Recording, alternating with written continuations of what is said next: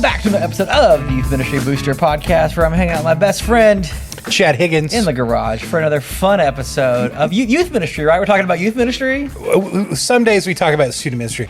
By the way, we need to do this because I realized that we hadn't done it in a while. Oh. And now that we're on the new format of the YouTubes, Welcome. which, by the way, Welcome. we have a lot of listeners on podcasts, not as many on YouTube yet, but we'll grow that. It'll be fun. Help us out a little bit. Yeah.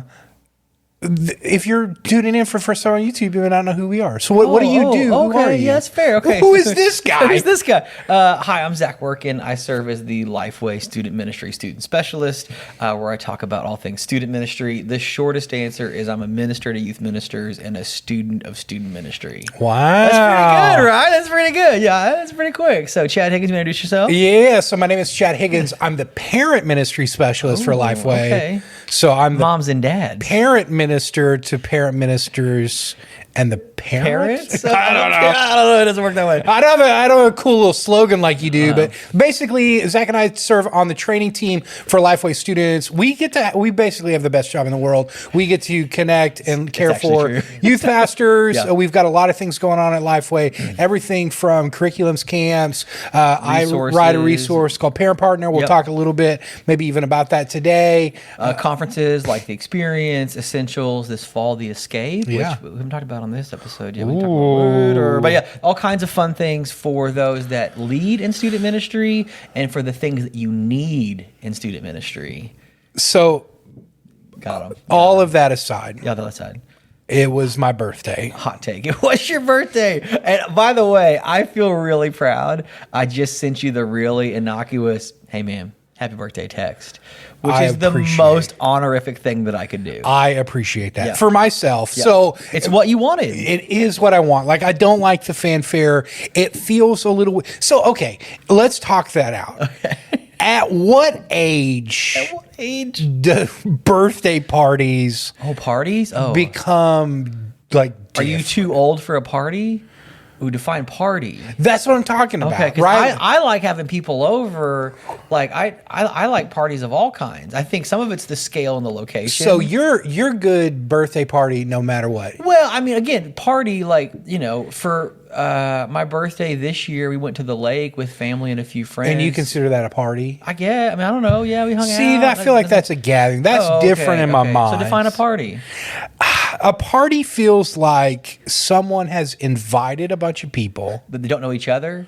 If yeah, everybody that's knows, different. If That's everybody different. knows each other, it's a gathering. It's Okay. a party if you're like, who are these other Yeah, when you have parents? people having to like have small talk Yeah, conversations. you're like, oh wow, how do you know the Kennedys? Yeah, cool. We do. It just, I feel like there are obviously milestones that are probably different. Sure, so sure. this is, I'll give it away. So next year will be 40 for me. Oh, okay. So that does feel a little bit different. And I feel You like should commemorate that there somehow. feels like Yeah, an yeah. expectation for something. But like, and we didn't. Buying yourself a leather jacket and a motorcycle. Just, dude, if you came home with a leather jacket and a motorcycle, Martha would be Okay. over this. So you have unlimited money. Okay. Not really. What's the best midlife crisis you could buy? Yes. What's the, like, if you And had why to is the answer helicopter? I mean, you would have a helicopter? like can't fly it, just thought I should have it. Yeah, helicopter. I think You would go helicopter? We said the budget was unlimited, and it's the most midlife crisis thing. Would you get your pilot's license? I don't think- Getting your that feels a little midlife. Yeah, like if you're over 40 and you're like, I gotta fly now. I mean, I don't know. Maybe. Yeah. Chase those dreams, man. I'm probably I would get a classic car. Okay.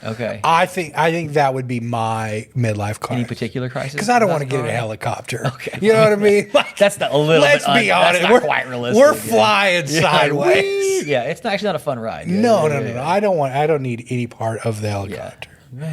I just feel like a helicopter. I'm throwing your dream out the window. okay. You got to have a helipad. Well, I mean, you got to know where one is. You got to have a place to park it. Yeah. It's like owning a really expensive boat. Yeah. It just seems so. I mean, boat's probably the right midlife crisis answer because it like when you're on the boat, it's the right thing, and then you'll have the maintenance and the storage, and you're like, this is a really boats get really expensive in the off season. I'm also thinking through myself with a helicopter, just with You're my stuck on it, yeah. like current life situation. Oh, good, yeah. And so it's like I live in a smaller town, so it's Right. like, what would I do with a helicopter? You just fly up and come back. I'm like, I'm going to Taco Bell. Just coming into Tulsa, I have to pick you up. Yeah. Just, No, I would get like a classic car. I think Okay. that'd be rad. is there one in particular that you got in mind? Ooh, money's no issue. Money's right, no on this issue. conversation. Yeah, money's no issue. Yeah. I'm probably going like 50s model ish Corvette. Okay. Like a 56 Corvette Okay. is so beautiful to Yeah, me. just red too. Yeah, that red white classic. Okay, that's good. Yeah. Would be that Okay. would be so cool. Love it. So that's midlife crisis gifts. But parties, though, at what age do parties run out? So we've already said it can't be a gathering where everybody knows each other. So it can't just be friendly and focus. A party is maybe some people that don't know each other, and then gift exchange. Is that another part of the Gift exchange? The just gifts No, that being that's the exchanged? worst. It's the worst. Okay, so you know me. We've had multiple conversations about this. He hates it. I hate getting gifts. Never buy him a gift. The best gift is the non-gift, and I'll explain at the end of the episode what you actually need to buy Chad for his birthday. There actually is a financial thing you could do or contribute to, but we'll talk about it later. I don't want anything from anybody. I know you don't, but Because here's the deal: the birthday, it just feels like an obligation. yeah. You give me because nobody's getting what they want. You know what I mean? You're getting a lesser version of what you want. Yes, Yeah, that's yeah, exactly. yeah, it's yeah, like, yeah. oh, he's into golf. Yeah. Here are some generic golf. Here's a balls that golf you don't- glove. Cool. Right. 4 golf gloves. I could never have enough. That are Thank you. no- and At none least of them golf are the balls brands you like, like. you'll get there eventually. Yeah. Yeah, nobody's buying you clubs that they love you. Right. And then it's like, well, now I've got to buy them clubs. Yeah. Yeah. It just feels like this yeah, exchange a that's turnabout that never ends. Yeah. yeah. If you're truly my friend, like you're getting better at it. Thank you. I sent him just a little bit of cash. That was it. In the Venmo. I don't- Loaded the Venmo up. And That even was then, it. well, here's what's going to happen. I'm going to keep that in my Venmo, and I'm just going to send it back to you. on your birthday. That's it. It's just a holding company. It's a shell company for birthdays. Really, Venmo's the only one winning here. Yeah. They're like, cool, hold all your money. Yeah. And that's 35 cents every time. Yeah. Correct. So, I just feel like the birthday party. Okay, so But you love it for your kids, right? I mean, from 100%. Malia, like you guys came to Gideon's, like those are fun. When you're a you're not kid- anti-birthday. No, You just- no, not It at has all. a fuse. It runs out. like if you're showing up to a 34-year-old dude's birthday Okay, party, okay. and they're cutting Cake. funfetti cake, you know what I mean? Man loves cake. I mean, if you love cake, hey, if you love cake, you cut your cake. That's So fine. let me surprise party. You anti for So hold on, that's dangerous waters because I've planned many surprise parties for For Karen. an adult. For Karen. So Okay. there were a couple notable ones. The one was the first birthday party Okay. when we had moved to North Carolina and we had made some friends. Okay. And so I reached out. And so it was kind of special because we had some old friends that already lived there and some new friends that she had made, and we had just moved into our new townhouse for seminary, and so that they got to surprise her. Yeah. And so that was special, and it was the gifts. There was no real gift thing. It was more just like the surprise was so like we went to dinner, Yeah. we came back, we had friends over. So see. I think I could get on board with that. I think really, it literally was like dessert, coffee, hang out, go home. Yeah. No to do. I think the thing that, and we're sussing this out for me. This is helping me. Open debate, yeah. I think the thing that I cringe at is the gift exchange. Okay. The idea that I would have to sit in a circle Yeah. and open gifts Yeah. of people that brought me Yeah. See that. and pretend like I wanted. Wow, thank you. Well, that's one thing I will say. So, cultural shift. It seems like a lot of the birthdays we're going to now, again, having boys that are 5 and 7, there's literally a birthday every other weekend. Sometimes there's 2-a-days. Is that nobody opens gifts in front of each other anymore, which makes me wonder: should we just stop giving gifts and just like fund the kids' party? Like, I don't know. Like, it's like we've been to 4 parties in the last 5 weeks, And they're not opening the gifts? not in front of us. Not in front of us. They take them home and they open them at home. So like, So what do they do? they put them all in the bin, and then they do the act. One party was a soccer party, the other party was like a playground party, and they put them all in like the wagon of the bin. They took them home, opened them later. That was it. That was the whole deal. False. Yeah. False. If you're hosting a kid's birthday party, You open that. you up. open them. That's how you figure out which friends are better friends. Correct. Wow. Wow. That's a $60 Lego set. Ryland bought us the Switch game and not just the strategy guide. We like Ryland. Sorry, that's from a different time. It's a $14.95 purchase. What if versus- you got the strategy guide to a game you don't own? It's a chance. It's a chance you have to take. I mean, if he talks about Pokemon enough, we're hoping that somebody else bought it Pokemon. Yeah. Once I would open it, once I get this gift, I'm gonna really know how to Really play tear it. into it. No, I said, I know where all the bosses in Zelda are, and I will win. Yeah. It's a thing. It's a thing. Were you a Game Genie guy? Were you like a cheat codes guy? Such a Game Genie and Game Shark guy for those that know. Yeah. Zach Workin, cheater of the video games. No. Performance enhancing devices. We're here for the PEDs, the performance enhancing devices. Yeah, that gold cartridge on top of the other cartridge. Let's go, man. Yeah. That's just stack them video up. game steroids. Stack them up. That's right. I had the cheat controllers that had the rapid fire for all of the Honda slaps and the fireballs. And I was here for it, man. At one point on Super Nintendo, we had the controller that this is pre-USB, pre-whatever. It had pre-programmed super moves for fighting games where you could like one button drag an uppercut. It was the coolest thing ever. It had like a little LCD readout screen. My God. And it had like 99 games in it, and you could like queue up what game you were playing, and then you could queue up what character it was. You had to have like the little book that like Street Fighter 2 is game 7, Ryu is character 2, and then it's just one button Hadoukens. I'm pretty sure I'm playing against those dudes in Warzone. So those are the Warzone guys right now. They've got actually like whole like, digital controllers that are doing crazy stuff. But yeah, they're just one button, you man. Wow. They're just doing one buttons. Yeah. So anyway, so yeah, birthday parties, game enhancing things. I think one of the things that I love most about a birthday party though is trying to figure out who's the party for. So this is my jumping off point for some of our topic today is I think sometimes the birthday is 100% the kid because it's okay, why are we here? Like case in point, I won't name it, but there's a place in Tulsa that my boys have had multiple parties at. It's just like an inflatable store. Like it is the business that every youth pastor with a side hustle should start. And it's just a Friday, Saturday, Sunday only storage house for inflatables that's run by like teenagers in brightly colored polos. And there's party rooms where they order pizza. They don't even make it. They order it in, but it's just like, it's a pre-packaged deal for you. Right. And they love it. And it's like ratty old inflatables that like we've seen all the, but because it feels exclusive, they love it. Versus like if I was going to plan a party, we would go to Dave and Buster's or Incredible Pizza, like let's go to the party places. But they love it because it's like moon bounce. Yeah, for just the 6 of us. Right. Because when you go to church and you're fighting for your turn, right. But to have like it feel exclusive, unlimited obstacle course moon bounce. Dude, it's the best. When you're 5, that's like the best. It's the best. Like I don't have to wait my turn on the slam dunk trampoline thing. Yeah. I'm in. So. That is the equivalent to the adult just gathering birthday party. It really is. Like, and that's I'm sympathetic for my boys that are like, I just want to go there and I want to invite 5 friends, and I'm like, done. Cool. Yeah, love it. We could invite more. Best $200 you've ever spent. That's it, man. That's all they wanted. Yeah. But we were going to talk about other kind of gatherings today, and so the gathering we wanted to focus on today was parent meetings. So this is the one that I think for a lot of folks they have asked the question of. I had a parent meeting planned. It didn't go well. Right. How do I get parents there? How do I make sure that this meeting is different than other meetings? What do I start? Where do I go? So I'm gonna tee it up to you, and I got a few thoughts, but you'd kind of laid out pre-show where you wanted to go. And so for a really great parent meeting, Chad Higgins, we've all got to have them. I'll go ahead and stipulate if you don't have parent meetings at some interval on your calendar, you're probably missing out in youth ministry. There needs to be some regular habit of trying to gather parents in the same room. But where do we start so it doesn't feel like, oh my gosh, we planned a thing and nobody came? How do we make this not the email equivalent of a meeting?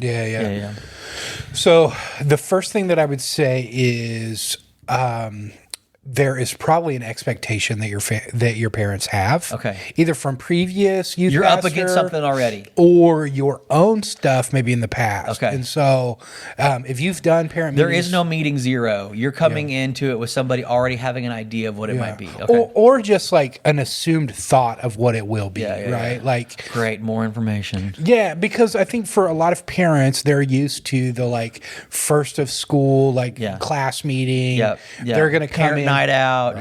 Yep. Yeah, like I remember for my daughter, we had to go to the library. There wasn't even enough seating for everyone. Yeah. I'm like leaning up against the nonfiction, Holding the syllabus of like, okay, I guess this is, do we have questions? Yeah. Exactly. And so it's just going to be like informational kind of things. And so I think that's a lot of times what parents are expecting. Parent meeting means I'm going to read from a sheet to you. Yep. And it's just going to be the information, right? Like all of that kind of stuff. And so for a lot of parents who are already busy, and we can get mad about their busyness and all that kind of stuff, but the reality is they already feel stressed out. Enough is enough. They've already done one of these and it did not go well. Yeah. And so no offense to you, but the last one of these, not fun. Correct. Because it was just information and most of the information that you shared in the parent meeting, if they read the emails, they already got it. And they knew that if it was important enough, it was already going to get to them. Right.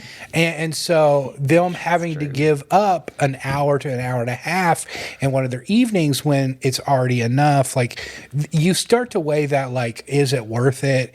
And then you get, whether you like it or not, you get the like behind the scenes conversations of the mom and dad looking at each other going, okay, you go to this one, I'll take the kids to this. We'll divvy up. And it's just another thing on their schedule. And so the first thing that I would encourage us all to do if you're wanting to have a parent meeting is you need a hook. Okay.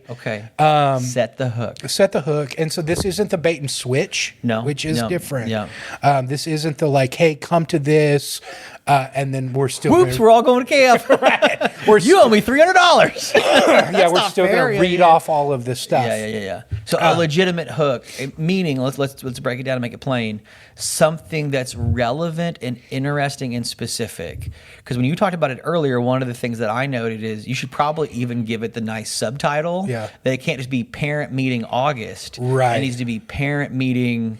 Yeah. Well, I'm how to survive bullies at school. I would maybe even get away from even calling it a parent meeting. Okay. That's going to put call it a seminar or call it a thing. Yeah, or whatever you're doing. Parent party. Correct. Yeah. And so my thing first. Meet some people you don't know, exchange a gift. Yeah. To know your hook, you have to know your purpose. Okay. And so I think a lot of times we just think informational and we just think serious when it comes to parents. We're super content heavy. What am I going to say to them? Yeah. That's not where we start. The reality is most of the parents inside of your church, specifically if they're not heavily plugged in, most of them are still looking for community. Okay. And so I think that that's one of the things that's overlooked a lot is we assume like their kid is plugged in, mom and dad's plugged in. That may not be true. We are serving families now today, and this is going to be even more true in the future when people our age now have middle school, high school students. Yes. We are a demographic that we had strong connections in our own children's and our youth own middle programs. program. Yep. And as we've gotten older, our friend group has gotten smaller and smaller.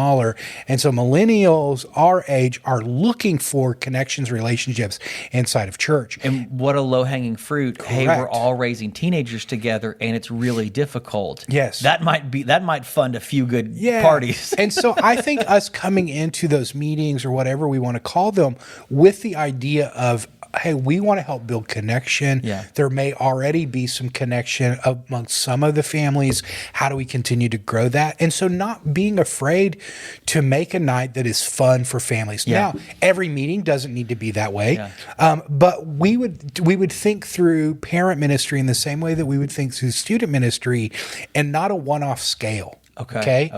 We are not ministering to parents by one meeting. Yeah.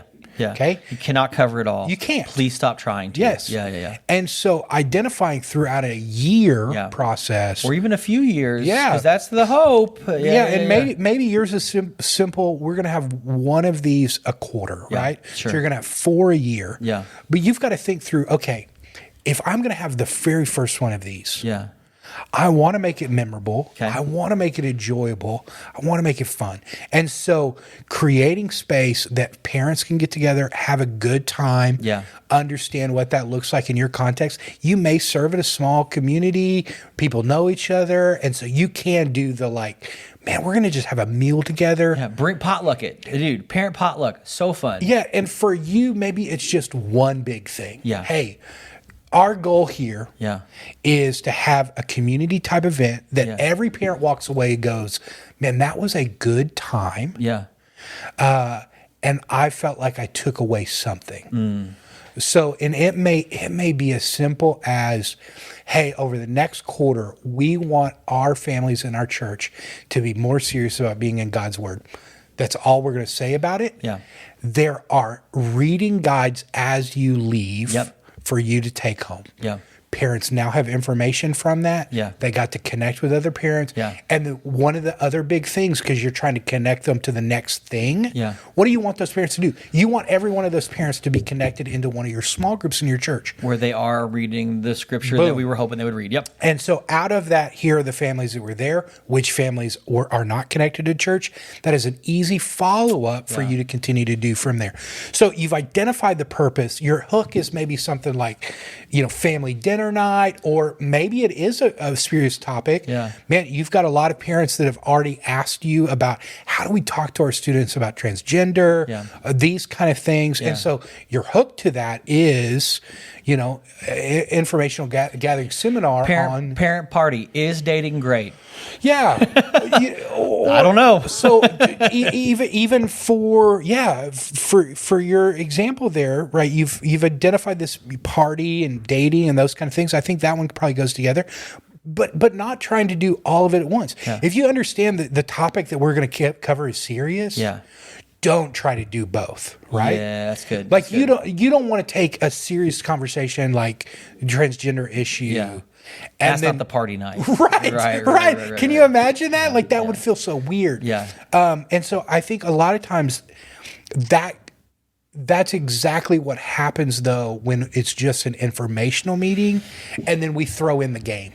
You're trying to do everything. Yeah. You've got to look at parent ministry at a bigger scale and not just one night to build out a plan throughout this entire thing. You may have, and I think this, I guess, just to kind of rebuff for folks that are listening, there may be one that is a coffee talk symposium. Yes. You bring the speaker in, and it is a little more formal and serious. And one of your parent meetings may be a parent symposium that is that. Again, I'll spare my pro wrestling illusions or whatever, but there's certain things that like are themed out at certain times of year.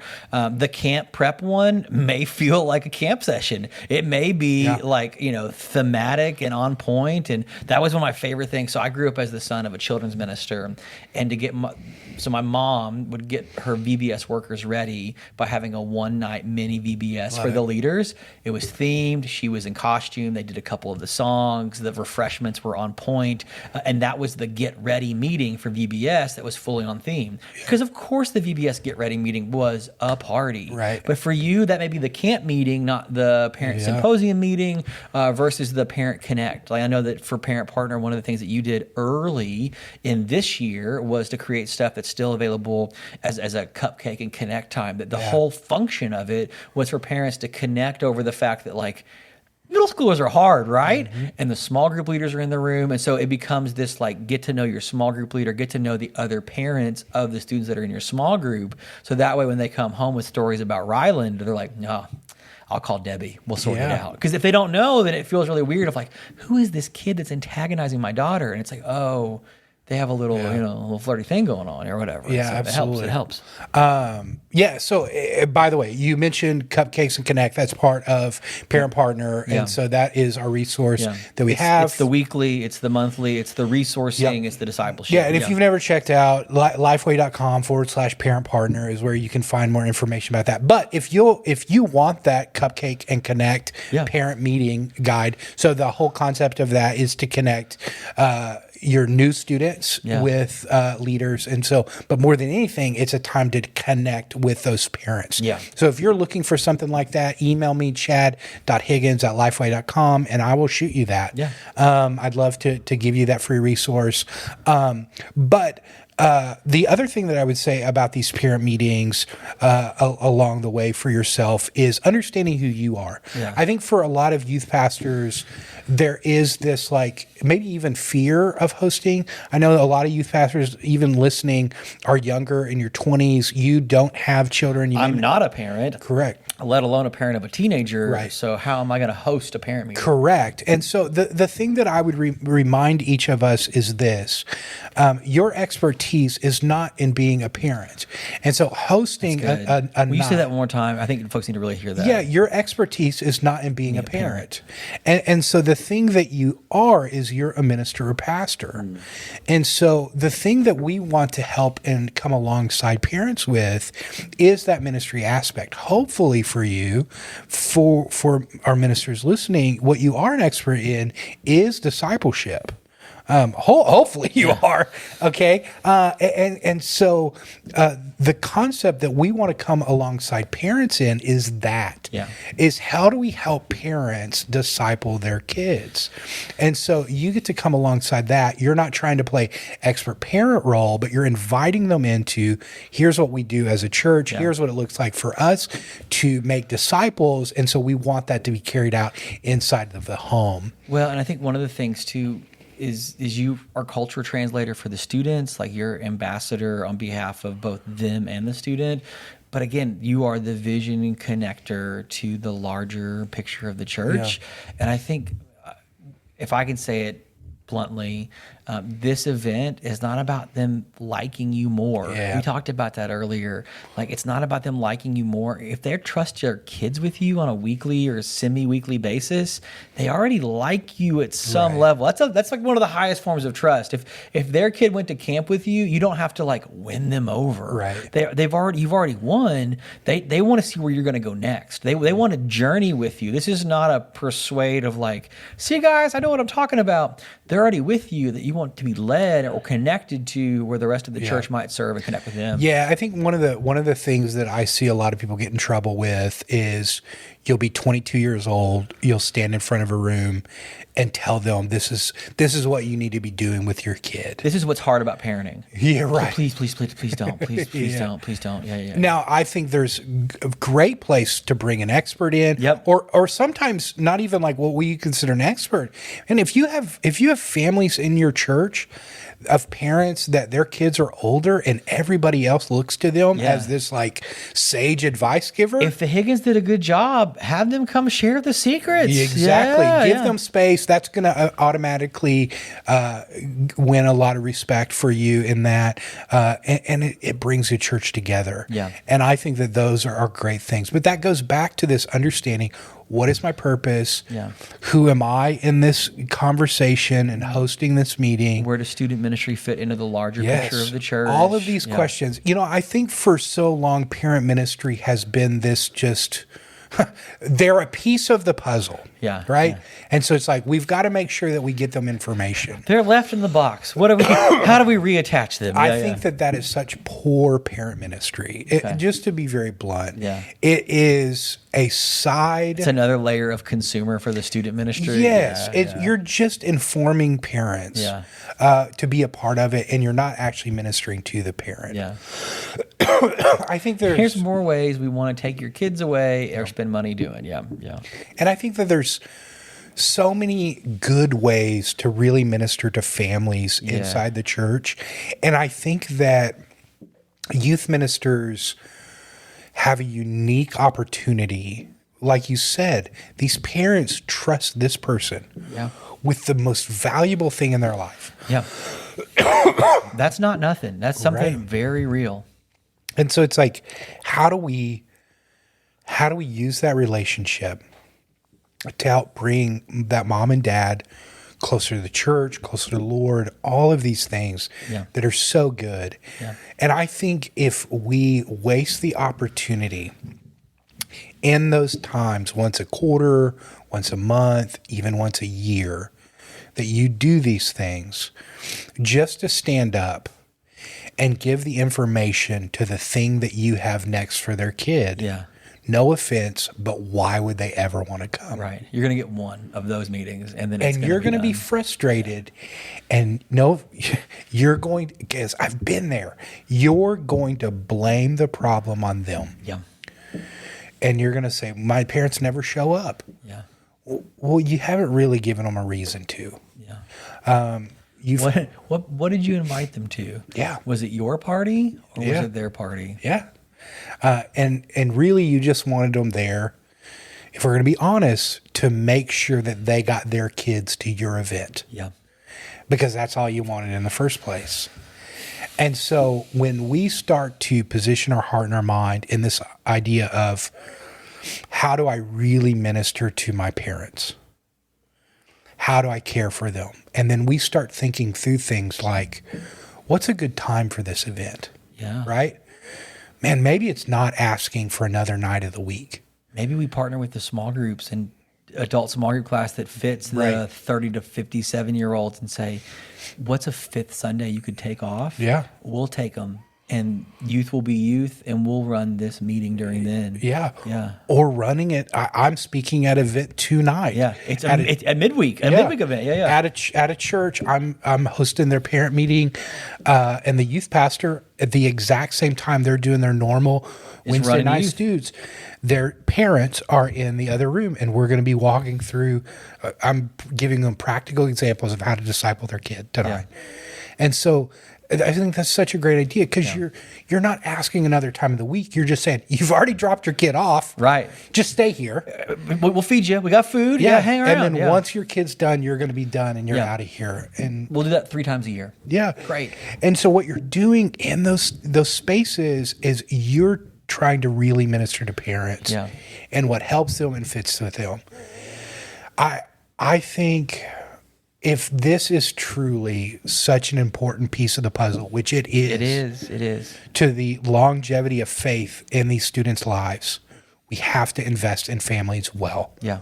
And to do that, it takes energy, it takes time, and it takes thoughtfulness. Yeah. Snap.